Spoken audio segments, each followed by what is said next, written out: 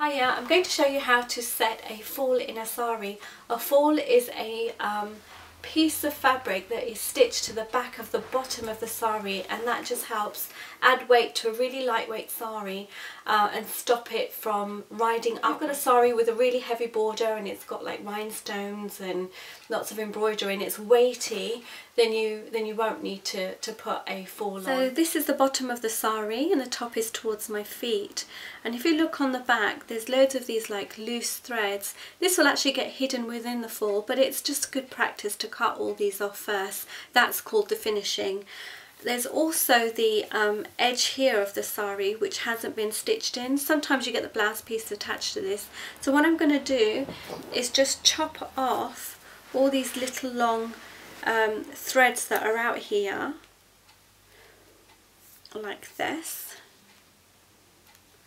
You can also tidy up and by chopping off all these little loose threads. Now you want to stitch the edge inwards, so where you've got the front of the sari and the sequins here, when you come to the edge you want to sort of take about 1 centimetre in, fold under, so this is the top edge, this is the back of the sari, and then fold it again, and that is so that you don't get the fray edge showing on this side. I just wanted to show you this. I don't know if you can see this right here. This is the bottom edge of the sari and it's got a little white a rope in there. That's actually to weigh down the sari, so that acts like the fall.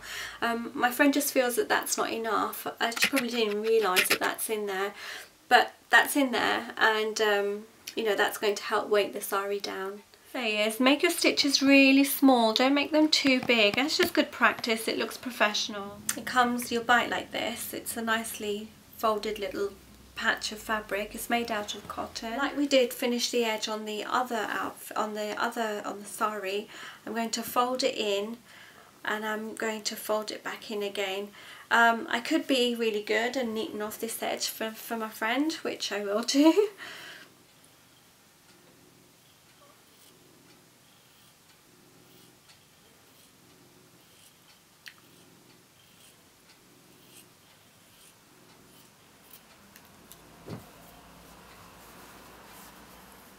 And just good practice to sew in from where, you know, the inner edge is on the fall.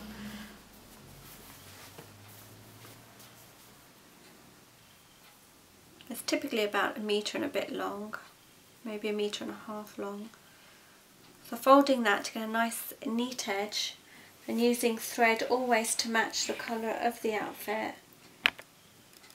I'm going to start sewing that too. So when choosing a fall for your sari, you need to think about what colour fall you're going to use.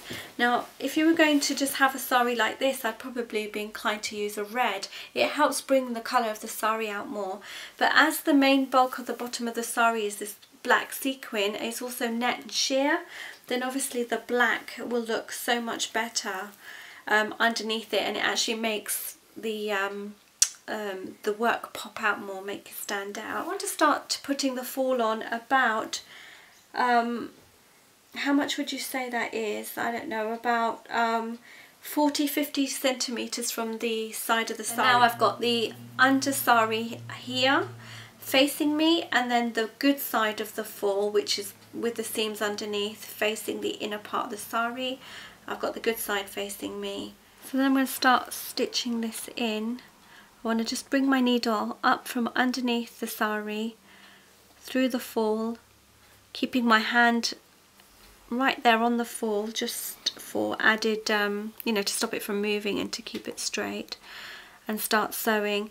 There is another stitch you can do, which is the invisible stitch. My mum knows how to do that, where there are no stitches visible on this side. I think it's going to be too complicated to show you. I can just about do it, but it takes forever and a day. I'm just going to stitch small stitches through the sari, and I've decided to switch the thread now to red, because then you can see that where the needle is showing there will be red stitches there, and also they're really small areas. I've done like a wider stitch underneath, but where I've caught in underneath they're very small. That way, you know, you don't get too much thread showing. to the end here. I've cast off, I've done my little knot there.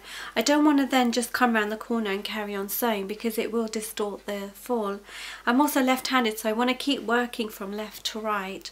So I've only so far stitched the bottom of the sari to the fall, and I've also changed my thread now to black because of the black netting on here. I also just texted my friend to let her know that the fall doesn't cover all of this sheer piece here. It's actually short by about 1 inch, and you can see it there, the result of that on my hand. You've got a nice sort of dark patch here and then sheer.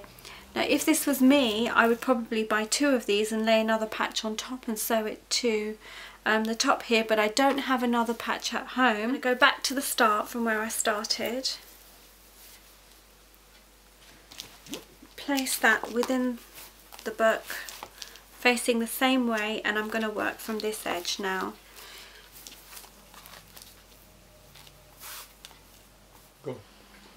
The inner patch is red, so I've forgotten I switched the thread to black, and now I've switched it back to red just so I can do this edge here. And sometimes you have to do that with the saris, keep changing colours. Continue with the red thread until I hit the black patch. It's really important to remember, and that's why we have the book underneath, is that you keep this fall flat against the sari so that there is no ruching. So I'm going to kind of just flatten it out. I don't want to pull it so that this is nice and straight, but then I'm pushing the fabric here. I just want it to be, you know, I just want to make sure that there's no bubbles like there is here. So I'm going to kind of just use my hands to sort of flatten it out a bit, and then I'm going to start stitching. This is where the stitches will be most noticeable on the outside of the sari, so make bigger stitches, rather bigger gaps in the stitches, but the underside should be just really tiny, if that makes any sense.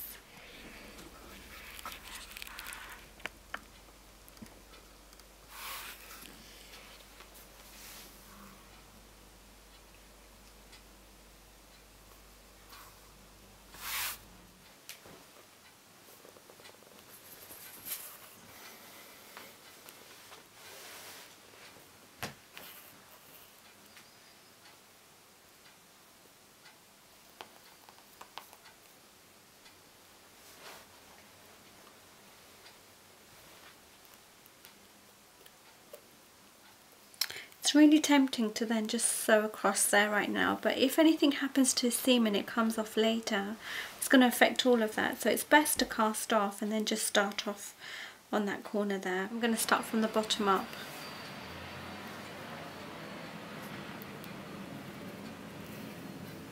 You can see how the fall is sitting. It's nice and flat against the sari in most places. It's not going to be perfect. That is quite difficult to achieve, and it takes years of practice. I think there's a little bunching there, I'm not 100% sure. It's not going to affect the sari too much, obviously, if it's like that all the way around. It's quite flat there and it's quite neat looking. And you can see that that's already wanting to fall in nice pleats. So I hope that was useful to you. I'm going to fold this up now and take it to work to hand to my friend, and I'll speak to you guys soon. Bye. Hello, monkey. You can't sit on Auntie Nav's sari. Huh? You can't sit on Auntie Nav's sari. Monkey. Come on, get off. Get off. Wait. Get off. Shush.